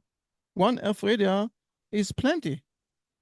So to do a 1 Earth radii, this is a definitely excessive deflection, which will take 23 weeks, but it will only require 82 ejections at 6 per day to get 1 Earth radii miss distance. And to us, this is good enough outcome. It will take 2 weeks And 2 weeks out of about 3 years of the orbital period of the asteroid, it's almost impulsive. It's very equivalent to the impulsive deflection, slightly stretched over a couple of weeks. And we can get 1 Earth miss distance, which is practically the same outcome, right? We have saved some community or installation from devastation. Same outcome. We looked at ejecting at 1 kilometer per second, and we would need about double the time. Still, we can do that in 4 weeks. And the nice thing about it is that those ejections are aligned with the asteroid velocity vector. So they are 100% efficient in that sense, right? Rather than maybe 50% efficiency with the randomly spacecraft direction, which we cannot control. It just, once we launch it, it goes, it does its own trajectory, and that's about it. So in summary, in this asteroid deflection example, the process would roughly approach according to this sequence. So astronomers would measure the trajectory, mass, rotational rate. We talked about rapid recon. We talked about different methods. So now we know we have an asteroid that is headed our way in so many years. And maybe we can even tell that it is by the rapid recon spacecraft. It tells us that there is abundance of small rocks scattered on the surface of the asteroid. Hey, we have a fertile ground for the spinner, right? So that has been established.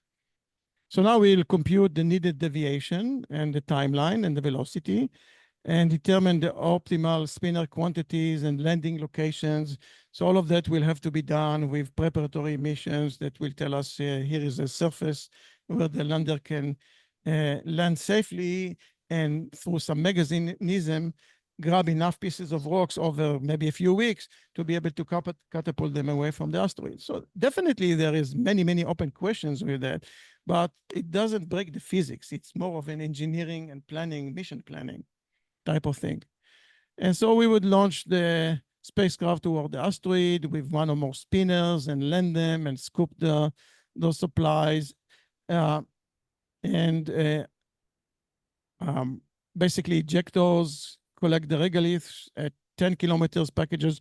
And again, this is just a rough example, right? This could be 1 kilogram, 5 kilograms. It definitely, the real world will be different from these ideal lab conditions. But the big picture is the same, right? We are able to launch a certain amount of mass away from the asteroid, and by the recoil, push the asteroid backward away from the Earth. That's the simple example here. And we looked at examples anywhere between 0.5 kilometer per second to 2 kilometers per second directions, all of these parameters that can be changed. And they're probably all fairly good, and repeat it as needed, right? So one of the interesting things that came out of this study is that, okay, there is an asteroid with a certain amount of rocky material. It could be minerals, it could be stuff that could be utilized for space resource utilization. We landed a mechanism on it that collects this material and ejects it off the asteroid to deflect it away. So now the asteroid zips by the Earth, goodbye, but they have the mechanism on it. Why not use it for space resource utilization? This is one of the hot topics, commercial topics, to actually make a profit out of this operation. So we are hoping that perhaps one of those companies that were created to extract materials from asteroids will say, well, here is 2 birds in 1 shot, right? We also deflected the asteroid and also were able to extract material that could be used for some useful purposes, right? So this is 2 of them in 1. Well, not necessarily every golden asteroid will impact the Earth. Most of them are just a piece of rock with energy, right? Yeah, so I think that's pretty much it. And this was just an example of how everything would work here. So we are going to do The process that I described here, these are just realistic pictures from the DART experiment, telling us, hey, there's asteroids there that are waiting to be scooped and removed and deflected. And I think with that, let's see what. Am I going backward or what? I'm not sure if I'm going backward.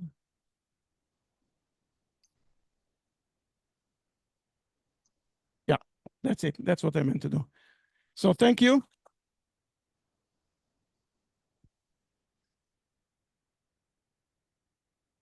Thank you very much. I'm hoping that I inspired some of you to talk to those who can support those studies, and maybe we can actually test them one day, right? The intent is that we will hopefully test some of those one day and be able to say they contributed to the safety of humanity. So now I'm open for questions if anybody, do we still have time? Dina, but I think there was a guy in the room here that I wanted to ask quite a while back. So let's give him the mic and see what he wanted to ask. Okay. I don't know. Right. Okay. Okay.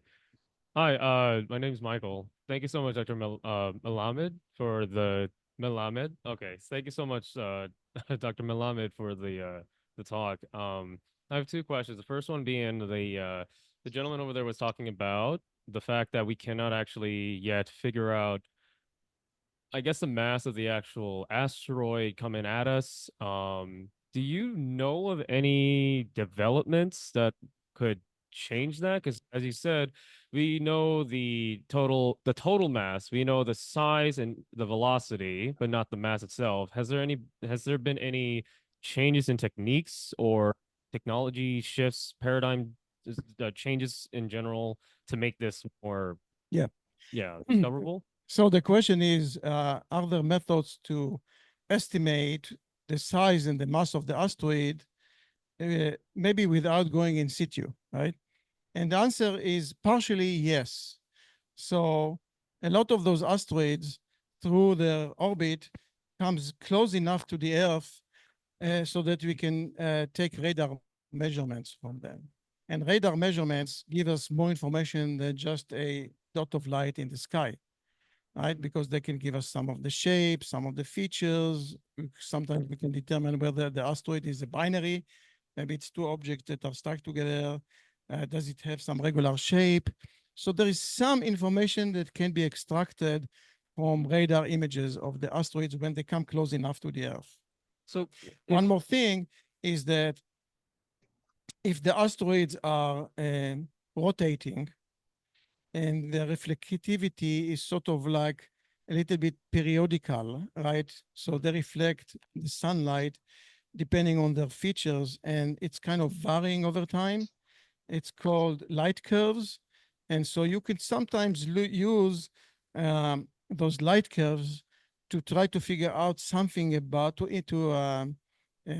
deduce something about the shape of the asteroid, the size of the asteroid. It can be done partially, but very, very partially.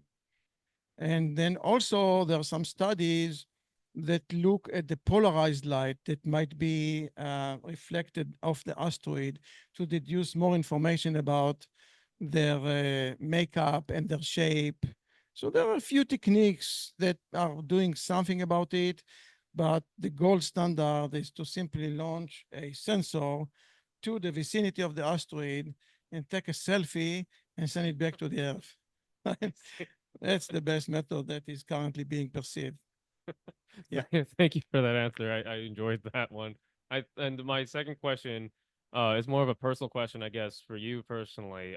It's the sense that I understand that you are a project lead for the Aerospace Corporation. I guess this kind of question is, you're usually divorced from this kind of question, but do you have any personal expectations for this kind of technology? Where you like, I guess more specifically, do you have any hopes of where this would be applied, or do you have, I guess if you don't have any, are there big bidders, any preferred bidders for this sort of technology that you are aware of and are okay to share? The answer is no. I haven't been approached by anyone who can write checks to date. And so I'm doing those. The way I describe it is that I'm planting seeds around that maybe one day will grow into a tree, right? And I may not enjoy from the fruit, but somebody, my kids maybe, or somebody's kids, or the young generation, or the next guy, will enjoy the fruit of the tree. And so I'm planting seeds. That's what I do. And it's good enough for me. I love doing this. It's, it's like a calling and a passion to do that, in the thinking that I'm contributing to the next generation of young people who are going to replace us one day, right? Might be your kids, might be my kids. My daughter is here, so I'm thinking about her and my son. I'm doing something for the next generation. Okay. Very nice, Rico. Have a wonderful weekend. We'll talk soon. Yeah, I'm going to call Jesse. Yeah, thank you.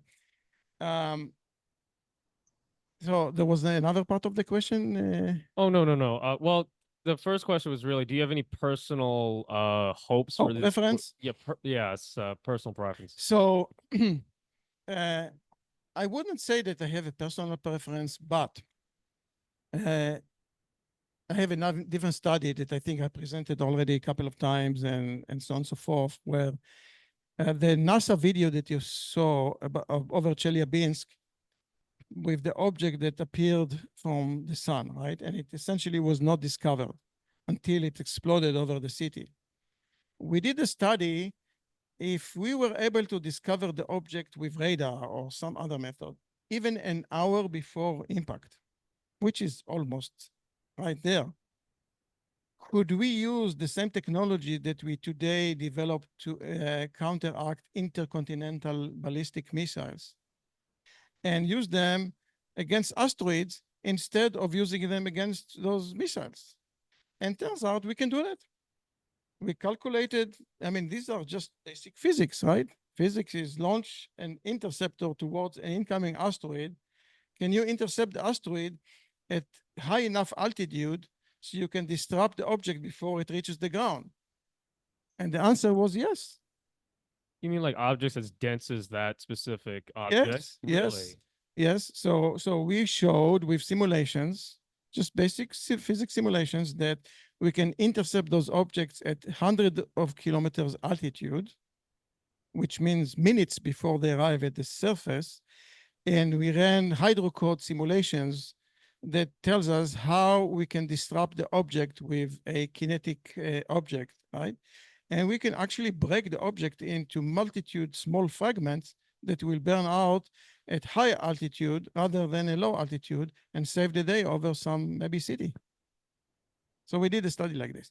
So my feeling is that this is my favorite topic, that from all of the studies that I've done, this was one that we have the technology to do that. It's just down to deciding to build a system that can defend. And the small objects are the ones that can occur over our lifetime. The system will not be good for a kilometer-sized object. That's something that you can open your best bottle of wine and say goodbye. So, right. Well, I have a question, if I can squeeze one in here, Doctor. And the question is very simple, and that is, how do you envision attaching this centrifuge to the asteroid? Is it a crewed mission that would have a manned crewed up there to attach the centrifuge to the asteroid and then get it working and test it to make sure it's working okay before they leave, or do they stay there? Or what is your vision of how this is actually put on the asteroid? Michael Hilton. Okay. Thank you, Mike. So I think it's a good question. We did not much thought whether the mission should be crewed or not. The thought just in real time is that maybe for testing purposes, maybe it will be a good idea to have it crewed, right? To have somebody install the system on the asteroid and make sure that everything works before we automate the process. But in the real world, in a real emergency, I don't think we need crewed people to do that, right? We need to automate the process, but I don't think we need crewed missions to do that. That's my personal opinion. But again, this is just thinking out loud. Thank you so much. Does this answer your question, Mike?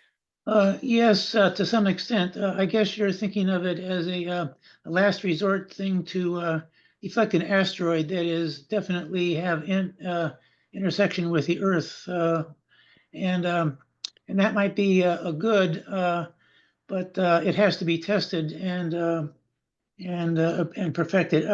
I would have a lot of questions on it, and I did a similar paper, a concept paper, a few years ago, only using thrusters attached to an asteroid, and using the asteroid material as fuel, and it turns out that it's very efficient. It doesn't leave a lot of debris around, and what you want to do is be able to not only deflect the asteroid away from the Earth, but you would also want to change the orbit of the asteroid and take it out to a very far distance, so it now becomes not an NEO any longer, because there is a danger in orbit, the asteroid coming back on a future orbit and hitting the Earth again. So you have another problem in the future. And so the idea of asteroid deflection is to take care of the problem permanently. Well, not permanently, but more permanently than just deflecting the asteroid on one orbit.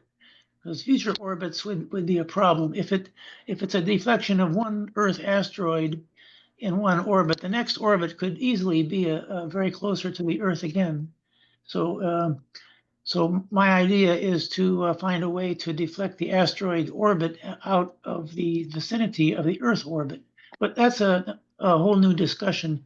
And maybe sometime we could set up a Zoom meeting with a few people and discuss longer term plans. I'm happy to do that. Reach out to me through Ken, and I'm happy to do that. Get on Zoom and talk about, future studies. No problem. No problem, right? Okay, thank you. Thank you, Mike. Good question and very nice next step, right? Okay, we have another question online. In the room. Sorry. Hey, my name is Alon. Thank you so much for coming out here. So I had a question when you were looking at the two different cases, right? So you had the kinetic machine, right? To, just like bump into the asteroid, push it away using momentum. And then you have the spinner. So you showed how the spinner is more efficient because we can impart delta V along the velocity vector, right? Whereas, the kinetic impactor, you don't really have control over that. So spinner is more efficient, but have you considered the efficiency in delivery? So for the kinetic impactor, right, you have your delta V, you showed it was like 14 kilometers per second, so you impart with that velocity.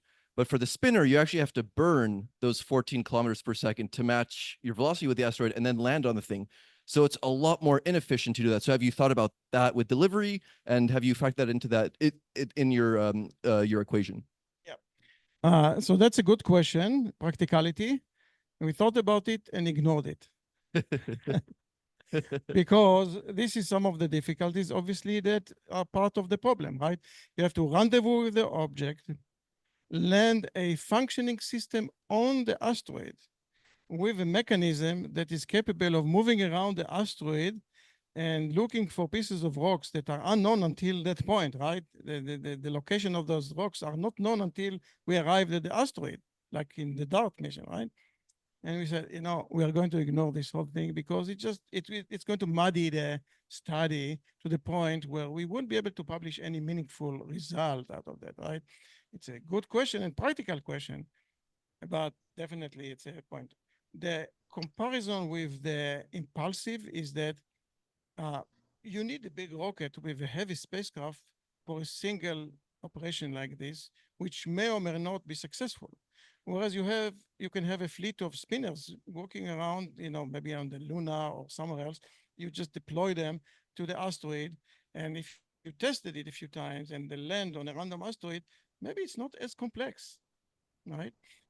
And launching from the vicinity of the moon, where you're almost at the edge of the sphere of influence of the Earth, is probably something that is fairly easy, maybe, right? Then from the Earth, right?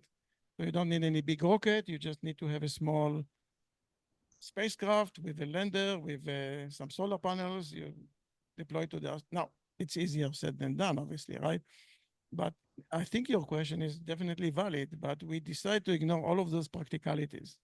We only wanted to focus on whether we are breaking the physics of the problem. And so that's the scope of our study. Thank you very much. Sure.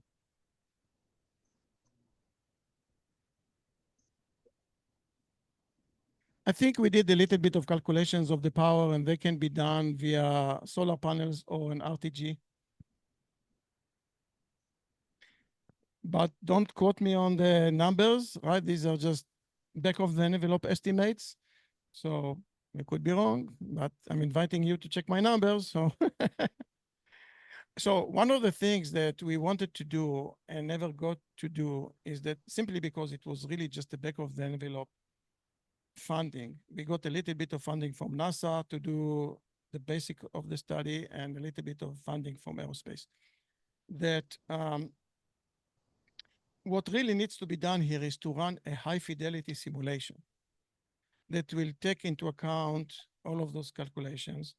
And then aerospace, if you're familiar with aerospace, it has something that's called the CDC, the Concept Design Center. The Concept Design Center is a center that puts together the experts in every part of the system technology to interact and calculate the power and see how the power can deliver, and then move it to the spinner and see if the spinner can spin and what the mass that the spinner can deliver.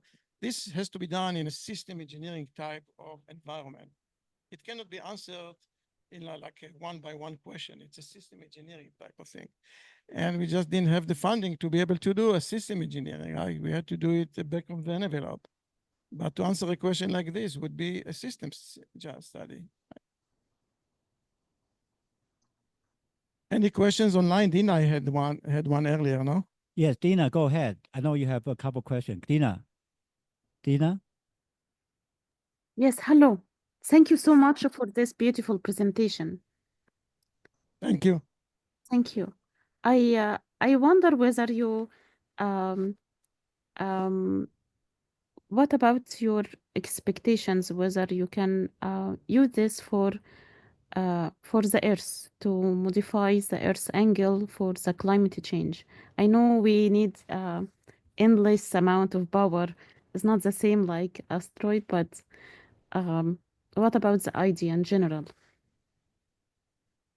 To affect the orbit of the Earth, or what? What exactly? The Earth, to affect the Earth's angle.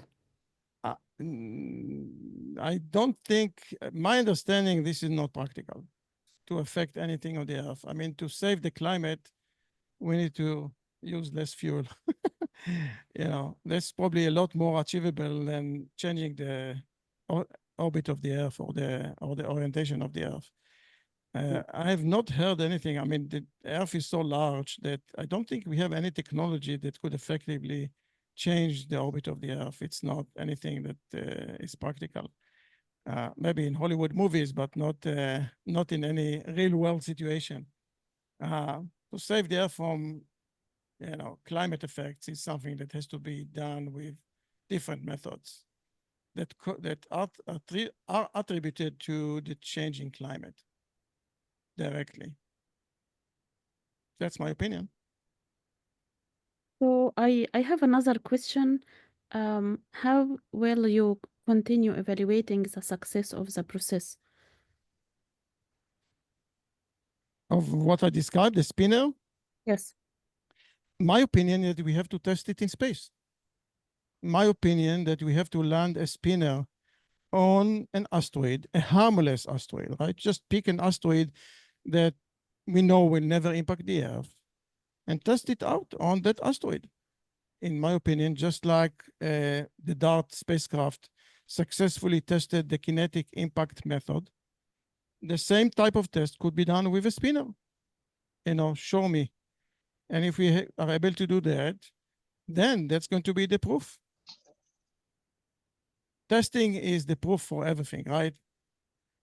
You know, show me in the real world where you can do that is the proof that things could potentially work. That's my opinion. But that requires non-negligible funding, which are not available right now. Okay, thank you. Any more questions? Yeah. Oh, Dina, you have another one. Go ahead. Yes, sorry. So what about the unexpected temperatures during the asteroid's journey from the Earth or very far away? So how the tool will work or your expectations for this? And also, can this machine or the spinner um, can um, can really afford this temperature and the material, unexpected material in the asteroids? We never know what is the material really. Yeah. So again, this was outside of the scope of our study. We didn't look into environment. We didn't look whether the asteroid is too far away from the Earth to use solar panels or something else. We did not consider those specific questions, which are good and relevant questions, but we just did not examine any questions beyond the basic physics of the problem, right? And so it's very, very legitimate question whether the asteroid is in harsh conditions, what sort of protection we need to put on the system so it survives at least several weeks of operation, right? In maybe a high radiation environment. It's all good questions, but we didn't look into those details. It just, we ignored most of the practicality of that. We just looked at the basic physics. For example, one of the key questions is that you land the spinner on the asteroid, you grab a piece of rock, you spin it really, really fast, and you eject it into space. What happens to the system? It recoils on its own. It could, detach from the asteroid on its own, right? Because there's going to be a huge impulse from ejecting the rock into space. What happens to the system? We didn't answer that. Do we need to bolt it into the asteroid before doing that? Are we limited in the amount of rocks that we can collect by doing this? Very good questions. We were asked those kind of questions in the past presentations, and we just didn't answer those because they're good practical questions, but I think there's probably brilliant engineers that can find solutions to this. So we ignored most of the engineering things. We just looked at the basic physics and just the inspiration behind the concept. If somebody is excited about it and says, that's something we ought to test. Well, if you find the budget to be able to test it in space, then this could be another part of the toolbox, that we are building now for planetary defense, similar to the experiment with DART. There's going to be another test. And there are many other methods that are proposed. And we say, well, let's test those, right? Before we test something, we cannot even say they are just words or some calculations on paper. But the real world is going and testing and proving that it can be done, like in DART. Yeah, I have a question because recently, literally, I think this month, starting September 30th to a few days, November 25th, we have a second moon because Earth captured an asteroid. And I think here it says it's called 2024 PT5. So when you in the software you say the co-location of the software, it means the impact. But in this location, it means a capture, temporary capture for the second moon. Correct. So in this software, does it differentiate these two? Okay, no. No, So- it's too crude to do that. Okay. The software assumes a significant size asteroid is on a collision course with the Earth, not capture. Okay. Capture meaning no damage done, right? Yeah. But we are assuming a damage will be done, and a big one. Okay. So this mini asteroid, I think it's the size of a bus, right? And so even if it had impacted with the atmosphere, it probably would have just burned out and caused no damage, right? It's too small to even be any concern. Yeah. It's good for news, but Yeah, because you mentioned when for the spinner, you can put it one Earth as a radius. Oh, no. It's not to put it in one Earth radius. It's cause it to miss the Earth by one Earth radius. That's right. It continues into deep space after that. It never stays in the vicinity of the Earth. Okay. It just misses it. Just miss it. So it's not captured. It just misses it by one Earth radii. Do you think capturing it will help a little bit, save a little bit energy by capturing it? No? I don't think so. Okay. No. There was a good question. I forget now who asked that about potential returns of those asteroids. So if you deflect the asteroid, there is a potential. I think the that's asteroid John, is going yeah. to continue to orbit the sun, right? Yeah. Roughly on the same orbit, which means it could come back to the same vicinity of the Earth in the future. That's right. And so we want to try to eliminate the possibility that in one of those future returns, the Oh. asteroid will collide with the Earth Okay. in a few years, right? If the asteroid orbits the sun every 3 years, we don't want the asteroid to come back in 3 or 6 or 9 years and collide with the Earth again. So there is something that's called keyholes. Keyholes is some regions in space that we should avoid to not cause to prevent from the asteroid for coming back in the future, right? And so definitely that has to be part of the calculations. And I think JPL and a few other scientists are working out those calculations. They're very, very complicated, but they're doing that in order to know which way should we push the asteroid to avert a return in the future, at least in the perceivable future. Yeah. Thank you. Thank you. Sure. Any question here? Any questions online or online? No? I have a question. This is John Ferber again. I like your T-shirt, and I wondered if Aerospace Corporation is sending out T-shirts like that upon request. They don't. I made it myself. Very nice. Thank you. Thank you so much. No problem, by the way. Thank you so much for the good questions and the comments. And hopefully I inspire people here into greater awareness of the issue. And, my effort to just spread the word and maybe make the next generation, the youth people, more engaged, right? I think if the youth will get engaged and affect their, decision makers and more people, over time, there's going to be enough movement to do something about it, right? So that's really my little contribution, right? I'm doing little studies that perhaps some of those seeds will grow into a practical tree one day where it's going to develop into a program, right? So maybe my kids will say, thank you, Dad, that you did it 50 years ago or something. So that's my calling, as we say, right? Thank you so much. So any more question? Yes. So, Yes, I'm sorry. I just wonder, your idea is very beautiful, it's perfect, and it saves Thank you. lives. But I wonder really it's not easy at all to choose to be too accurate when you use ICBM inside the Earth between two continents, just to choose the perfect location and point. I wonder how we can do this in this distance in moving object like asteroid. And also not only to reach the asteroid itself, but to choose the effective location to change its orbit. So you're talking about the other method that I mentioned earlier, which is not what I presented here, which is intercepting an incoming asteroid minutes before its impact. In this case, we are not aiming to change its orbit. It's impossible to change the orbit of the asteroid so late in the game.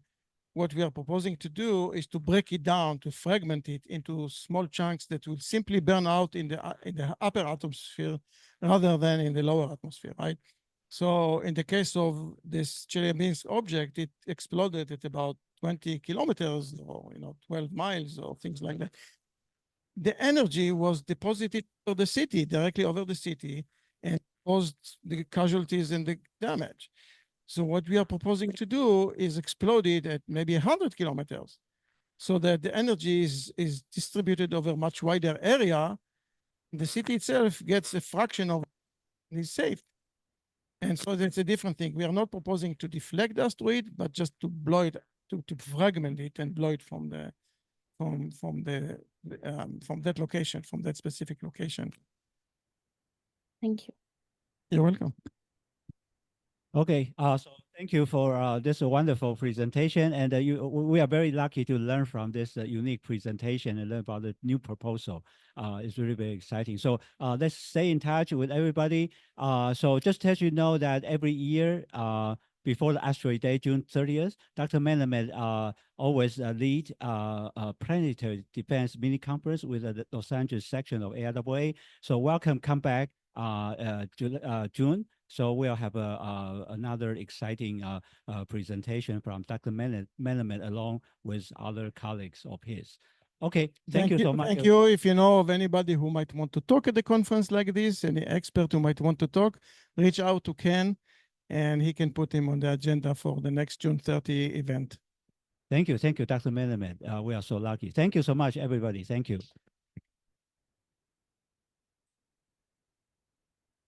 Yeah. Just for folks online, the next event will be December 5th. Will be led by Mr. Gary Moyer here, our technical chair. It's about noises for urban air mobility. And afterward, December 7th, is about the sustainable aviation using blended wing body design by undergrad student from USC who had won the first place individual aircraft design this year for with AIAA, with Professor Spedding from USC, the former department chair of Aerospace and Mechanical Engineering Department. So please join us online or in person. Thank you so much, everybody. Just to share everybody a recent interesting I thought of. AIAA, which means American Institute of Aeronautics and Astronautics. But since these days people are crazy about AI, you can actually literally say it's AI, aeronautics and astronautics. It's easy to remember. It's just a very interesting interpretation of AIAA. Thank you very much. Appreciate it. It's built in. Thank you, everyone. Thank you. Thank you.